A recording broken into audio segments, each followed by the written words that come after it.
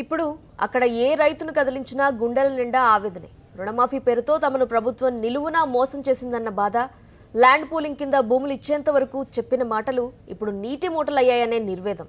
3 పంటలు పండే భూములను రాజధాని కోసం ఇచ్చిన రైతులకు చంద్రబాబు తాజాగా చేసిన వ్యాఖ్యలు గుబులు పుట్టిస్తున్నాయి.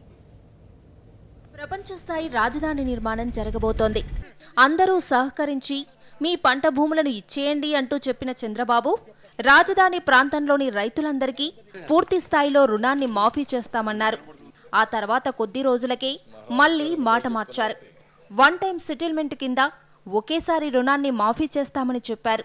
అది కూడా 1.5 లక్షల వరకని ఆ తర్వాత మరో మాట చెప్పారు.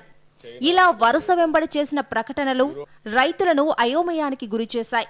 అసలు రుణమాఫీ అవుతుందో లేదో తెలియని పరిస్థితి ఏర్పడింది.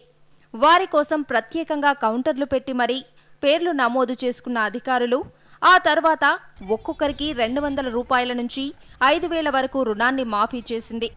అనేక రకాల షరతులు పెట్టి చివరికి ఈ స్థాయిలో రుణమాఫీ చేశారు. అయితే ఈ కాస్త అదృష్టానికి నోచుకోని వారు కూడా రాజధాని గ్రామాల్లో వేలాది మంది ఉన్నారు. ఇప్పటికీ వారంతా బ్యాంకుల చుట్టూ తిరుగుతూ తమ రుణమాఫీ సంగతేంటంటూ బ్యాంకర్లను ప్రశ్నిస్తున్నారు. రుణమాఫీ అయినట్లుగా లెటర్ వచ్చిందని రైతులు అంటుంటే ఆ లెటర్ ఇచ్చిన వారినే అడగండంటూ బ్యాంకర్లు తిరిగి పంపించేస్తున్నారు. దీంతో బిక్కమొహం వేసుకుని రైతులు దిగాలుగా ఇంటిదారి పడుతున్నారు. గత కొంతకాలంగా ఈ తంతు జరుగుతోంది. ఇంతవరకు ఎలక్షన్లు అయిపోయింది, దాదాపు 2 సంవత్సరాలు అయిపోయిందండి. ఇంతవరకు రుణమాఫీ చేస్తున్నాడు, ఇంతవరకు రుణమాఫీ కూడా చేయలేదు. పోతే మరి పొలాలు ఇచ్చేసాము, మరి పొలాలు తీసుకునేటప్పుడు అవును మీకు ఇల్లు టచింగ్ కావాలని చెప్పేసి మరి నడి రోడ్డు మీదకి ఇల్లు వేసుకుంటున్నారండి.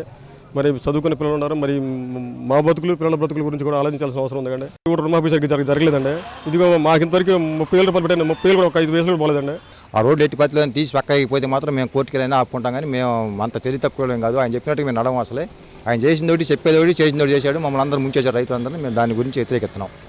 అయితే తాను చేయాల్సిన రుణమాఫీ చేసేశానన్న ముఖ్యమంత్రి చంద్రబాబు వ్యాఖ్యలపై రాజధాని ప్రాంత రైతులు తీవ్ర ఆగ్రహం వ్యక్తం చేస్తున్నారు.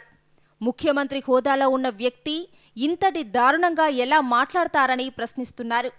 అవసరం ఉన్నప్పుడు ఒక మాట, అవసరం తీరాక మరో మాట మాట్లాడితే సీఎం పదవికే విలువ తగ్గించినట్లవుతారని చెప్తున్నారు. ఆయన అడిగామా? అడగలేదు కదా. రాజధాని కట్టమని అడగలేదు కదా. నిన్న ఆయన మీటింగ్లో చెబుతున్నాడు రైతులకు ఆశ పనికిరాదు, అత్యాశ పనికిరాదు, రైతుల్లో ఎట్టుండాలంటున్నాడు. మేము ఆయన ఇంటికి పోయి అడిగాము, అయ్యా మాకు రుణమాఫీ చేయి, నీకు ఓట్లు వేస్తాను సీఎం. ఆయనకు లేదు ఆశ. ఆయన కొడుకు సీఎం చేయాలని చెప్పి దేశాలు తిరగట్లా. ఆయనకు ఆశ లేదు. తెలంగాణలో ఎందుకు ఇప్పుడు వాళ్ళ కొడుకు ప్రచారం చేస్తున్నారు కదా తెలంగాణలో. ఆయన ఆశ ఉండమట్టి ప్రచారం చేస్తున్న తెలంగాణలో ఆయన ఆశ లేని ఇంటికాడ పడుకోవచ్చు కదా. ఆయన ఆశ ఉండమట్టి అంత మూట కట్టారు, కొడుకు ఇవ్వాలనే కదా చేస్తుంది. ఆశ అనేది మానవుడు అనేది ఎవరికి ఉంది? అప్పుడు ఎన్టీ రామారావు గారు ఆ మహాత్ముడు ఏమంటాడో పోయి తెలుగుదేశం పార్టీ పెట్టి లేని వాళ్ళకి అందరూ 2 రూపాయలు బియ్యం ఇచ్చాడు. తర్వాత రాజశేఖర రెడ్డి గారు రుణమాఫీ చేశాడు. అట్లాగే ఈయన కూడా చేస్తారు. రైతులందరూ ఓట్లు వేసినందుకు బాగా రుణమాఫీ కాదు, ఇప్పుడు పొలమే మాఫీ చేస్తున్నాడు.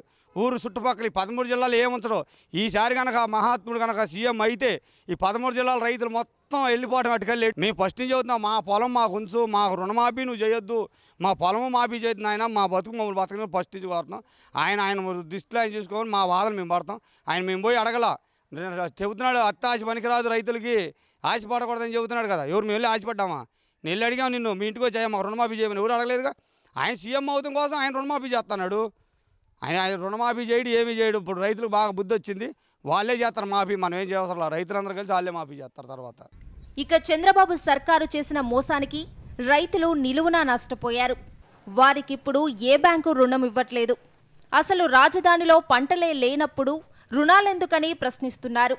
తమ రుణమాఫీ గురించి అడుగుదామనుకుంటే అసలు బ్యాంకు మెట్లే ఎక్కనివ్వటం లేదంటున్నారు రైతులు. రాజధాని రైతు అంటే బ్యాంకర్లు కానీ, సిఆర్డీఏ అధికారులు కానీ, ఇతర ఏ ప్రభుత్వ శాఖల అధికారులైనా లెక్కలేనట్లుగా వ్యవహరిస్తున్నారని అంటున్నారు.